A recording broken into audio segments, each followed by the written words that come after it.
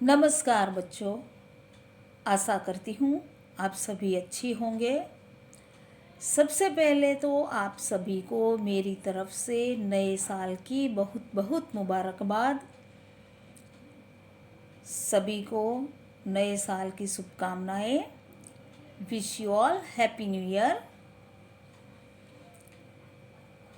तो बच्चों, मैं आज आपको बताना चाहती हूँ कि आज हम व्याकरण का पाठ 18 शुरू करेंगे। चैप्टर 18 अशुद्धि शोधन, पेज नंबर 90। तो बच्चों, सबसे पहले तो मैं आपको ये बताना चाहती हूँ कि अशुद्धि शोधन यानी कि ये आप पहले भी पढ़ चुके हैं। कक्षा 3 में भी आप ये पढ़ चुके हैं और आपको ये अच्छी तरह से पता है कि अशुद्धियाँ कहाँ कहाँ पर होती है। अधिकतर जो अशुद्धियाँ होती है वह वर्तनी संबंधी अशुद्धियाँ होती है, यानी कि आप देखते होंगे कई बार मात्रा मिस्टेक होती है। सबसे अधिक जो अशुद्धियाँ होती है वह वर्तनी संबंधी अशुद्धियाँ होती है, और कुछ वाक्यों में जो अशुद्धियाँ होती है वह व्याकरण संबंधी कुछ अशुद्धियाँ होती है। और बच्चों, इसके अलावा भी और कई अशुद्धियाँ होती है, जैसे कि विराम चिन्ह जिसका सही जगह पर प्रयोग न करके भी अशुद्धियाँ होती है। तो इस तरह से कई अशुद्धियाँ लिंग, वचन, विराम चिन्ह आदि का सही जगह पर प्रयोग न करने के कारण भी अशुद्धियाँ होती है। तो बच्चों, आज मैं आपको यहाँ पर इस पाठ में ये बताने जा रही हूँ। इसे आप अच्छी तरह से ध्यान से सुनिए। पेज नंबर 90, पाठ 18 अशुद्धि शोधन। शिष्य। सावन का महीना पवन करे शोर। तो शिष्य जो है यह वाक्य कह रहा है। तो अभी हम यहाँ पर देखते हैं संगीत शिक्षक यह क्या कह रहे हैं। शोर नहीं बेटे शोर। तो बच्चों, यहाँ पर आपको उच्चारण के द्वारा यह पता चल ही गया होगा कि अशुद्धि कहाँ पर है। जैसे कि यहाँ पर पहले वाक्य में आपने देखा कि शिष्य जो है वह किस शब्द का प्रयोग करता है, शोर, जबकि संगीत शिक्षक है वह बता रहे हैं शोर नहीं बेटे शोर। तो यह है शुद्ध शब्द। अभी मैं आपको यहाँ पर आगे बताने जा रही हूँ, इसे आप अच्छी तरह से ध्यान से सुनेंगे। गुरु जी ने शिष्य के अशुद्ध शब्द को शुद्ध किया क्योंकि वे व्याकरण जानते थे। तो बच्चों, यहाँ पर आपने देखा कि गुरुजी ने उसका जो अशुद्ध जो शब्द था शिष्य का शोर, उसे उन्होंने शुद्ध करके यहाँ पर बताया शोर, जैसे हमने यहाँ पर ऊपर वाक्य में देखा। गुरुजी कहते हैं शोर नहीं बेटा शोर। तो बच्चों, अभी आपको पता चल गया होगा कि अशुद्धि कहाँ पर है, किस जगह पर शिष्य की गलती है, और उसकी जो अशुद्धि है वह गुरुजी ने उसे शुद्ध करके बताई है। क्योंकि गुरुजी जो है वह व्याकरण अच्छी तरह से जानते हैं, उन्हें व्याकरण के नियमों की अच्छी तरह से जानकारी है। कभी कभी हम कुछ शब्दों को गलत अशुद्ध बोलते हैं। कई बार क्षेत्रीय भाषा के प्रभाव के कारण या जल्दबाजी के कारण भी ऐसा होता है। तो बच्चों, कई बार ये जो अशुद्धियाँ होती है वो किस कारण होती है? अशुद्ध उच्चारण के कारण। क्योंकि कई बार अगर उच्चारण यानी कि प्रोनाउंसिएशन अगर सही न हो इस कारण भी अशुद्धियाँ होती है। कई बार क्षेत्रीय भाषा के प्रभाव के कारण या जल्दबाजी के कारण भी ऐसी अशुद्धियाँ होती है। आप देखते होंगे कि विभिन्न क्षेत्र की जो भाषा होती है, जो बोली होती है, उसमें थोड़ा बहुत फर्क होता है। तो कहने का अर्थ है कि क्षेत्रीय भाषा के प्रभाव के कारण भी अशुद्धियाँ होती है और कभी कभी जल्दबाजी के कारण भी ऐसा होता है। अभी मैं आपको यहाँ पर आगे बताने जा रही हूँ, इसे आप अच्छी तरह से ध्यान से देखेंगे और सुनेंगे। व्याकरण के नियमों की सही जानकारी न होने के कारण भी वाक्य प्रयोग में अशुद्धियाँ हो जाती है। और बच्चों, कई बार क्या होता है कि व्याकरण के नियमों की सही जानकारी न होने के कारण भी वाक्य प्रयोग में अशुद्धियाँ हो जाती है। हिंदी भाषा की प्रमुख विशेषता यही है कि इसे जैसा बोला जाता है वैसा ही लिखा भी जाता है। तो बच्चों, ये बात तो सच है कि हिंदी भाषा जो है उसकी विशेषता क्या है? उसकी खास ये विशेषता है कि हिंदी में जैसा बोला जाता है वैसा ही लिखा भी जाता है। अतः हमें अपने उच्चारण पर विशेष ध्यान देना चाहिए और शुद्ध वर्तनी और व्याकरण के नियमों का पालन करना चाहिए। तो बच्चों, इसीलिए हमें जब कभी भी हम बोले तब हमारा उच्चारण जो है उस पर हमें विशेष यानी कि खास ध्यान देना चाहिए। हमारा जो उच्चारण है यानी कि जो प्रोनाउंसिएशन है वह सही होना चाहिए और शुद्ध वर्तनी और व्याकरण के नियमों का पालन करना चाहिए। तो बच्चों, यहाँ पर आपको समझ में आ ही गया होगा कि अशुद्धियाँ किस प्रकार से होती है, किस कारण होती है, कहाँ कहाँ पर होती है। एक तो सही उच्चारण न करने के कारण भी होती है, वर्तनी संबंधी अशुद्धियाँ होती है और कभी कभी तो क्षेत्रीय भाषा के प्रभाव के कारण या कभी जल्दबाजी के कारण भी होती है। तो बच्चों, अभी मैं आपको आगे बताने जा रही हूँ। अशुद्धियाँ दो प्रकार की होती है। नंबर 1, शब्दों में वर्तनी संबंधी। नंबर 2, वाक्यों में व्याकरण संबंधी।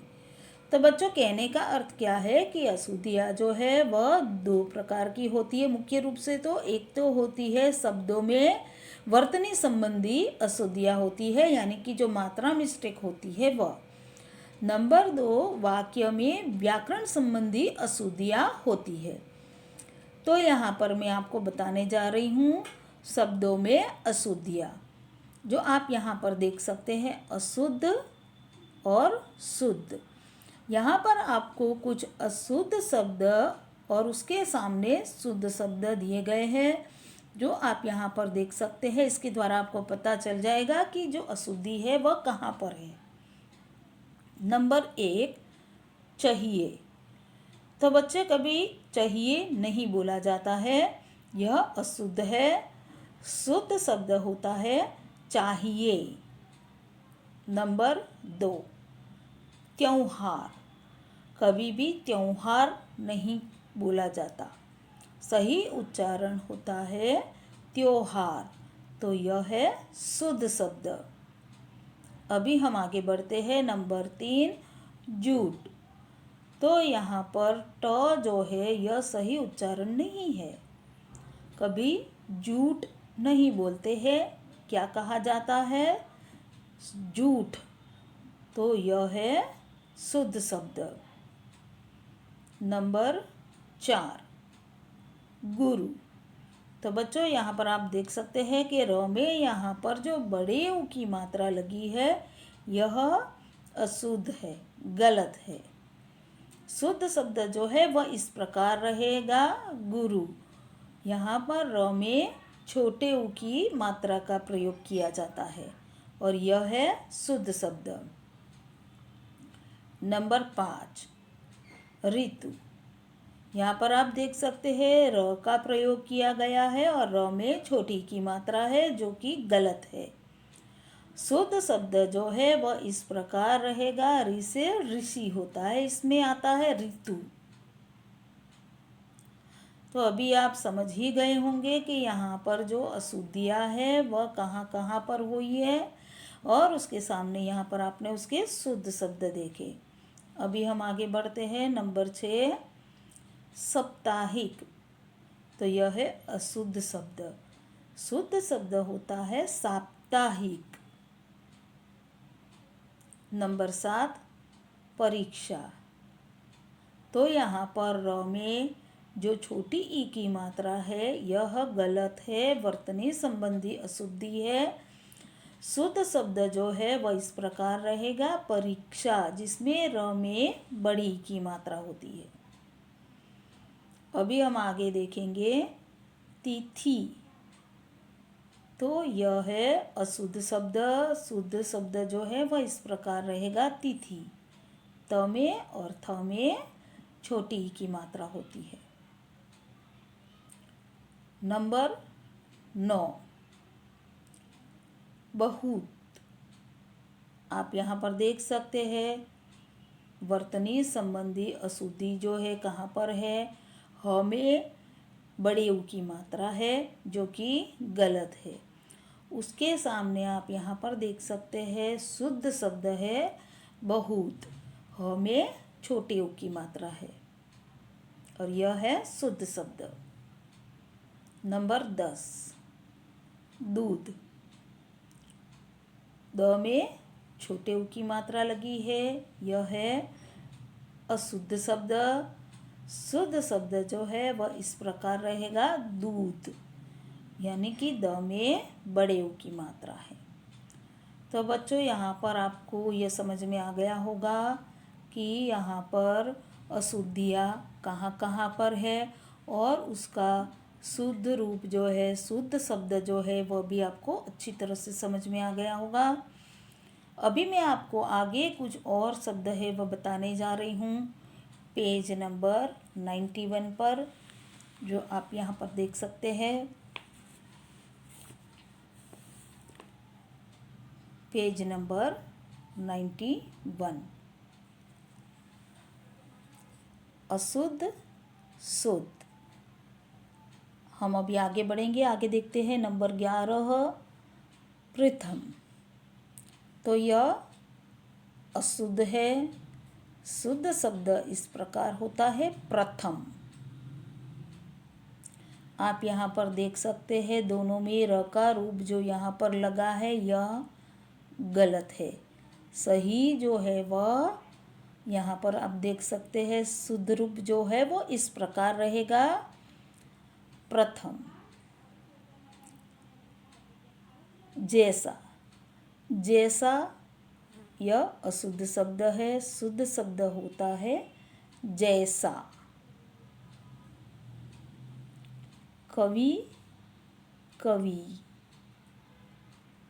यहाँ पर भी आप देख सकते हैं वर्तनी संबंधी जो शुद्ध शब्द यहाँ पर बताया गया है, जिसमें व में छोटी ई की मात्रा होती है और यह है शुद्ध शब्द। नंबर 14 चिन्ह। तो यह है अशुद्ध शब्द। शुद्ध शब्द होता है चिन्ह। अभी हम आगे बढ़ते हैं। नंबर 15 गांव। जैसे आप यहाँ पर ग पे बिंदी देखते हैं, यह है अशुद्ध शब्द। शुद्ध शब्द जो होता है वह इस प्रकार होता है गांव। गा के ऊपर चंद्र बिंदी होती है और यह है शुद्ध शब्द। नंबर 16 विद्यालय। यह अशुद्ध शब्द है। शुद्ध शब्द होता है विद्यालय। गृह कार्य। तो यह है अशुद्ध शब्द। शुद्ध शब्द है गृह कार्य। अभी हम आगे बढ़ते हैं। यहाँ पर है नंबर 18 एक। तो यह अशुद्ध है, शुद्ध शब्द है एक। इसका उच्चारण इस प्रकार होता है। 19 ज्ञान। ज्ञान आप देख सकते हैं यहाँ पर ग आधा लिख करके या जोड़ा गया है और यह है अशुद्ध शब्द। शुद्ध शब्द जो है वह इस प्रकार होता है ज्ञान। नंबर 20 प्रशंसा। यहाँ पर आप देख सकते हैं कि किस स का प्रयोग किया गया है जो कि अशुद्ध है। अभी यहाँ पर आप देखेंगे शुद्ध शब्द है प्रशंसा।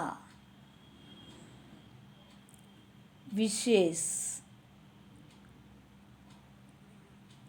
शुद्ध शब्द है विशेष।